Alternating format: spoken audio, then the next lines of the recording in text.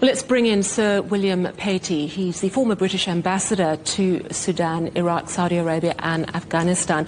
Sir William, thanks so much for your time. From your perspective, what is fueling this conflict and what will make it stop? Well, it's power, access to resources, control. This phase of the war started when after the two military factions, the Sudanese army and the RSF, overthrew civilian government and then fell out themselves. But the RSF are a special case. They are the successors of the Janjaweed, who were murdering and killing and committing ethnic cleansing when I was there 20 years ago.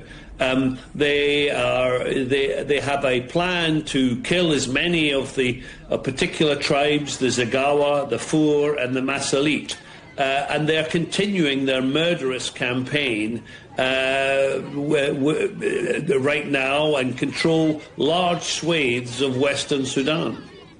So do you think that the only realistic solution would be to give the RSF a part of Sudan, just as we saw South Sudan carved away in 2011?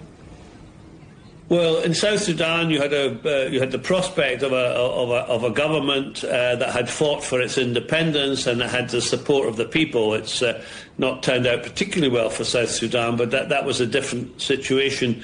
Here, you have a de facto division of the country, and the only way you can prevent the breakup would be to defeat the RSF militarily, which is unlikely to happen because the SAF are not strong enough. As long as the RSF enjoy the international backing that it has from the UAE and from the Russia Corps, they are likely to be able to resist any attempts to defeat. So the unfortunate truth is that there's going to have to be a deal with the RSF, despite their murderous history. This conflict has been called the Forgotten War. The atrocities continue. What role can foreign diplomacy play in addressing this catastrophic situation? Well, it's not forgotten in the sense that it's on our news bulletins. It's forgotten in the sense that the international community has been unable to agree on a way forward and to mobilise.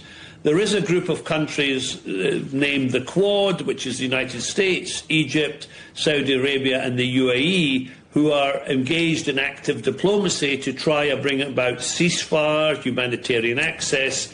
But the trouble is, none of them are very neutral on the subject, well, apart from the United States and probably Saudi Arabia.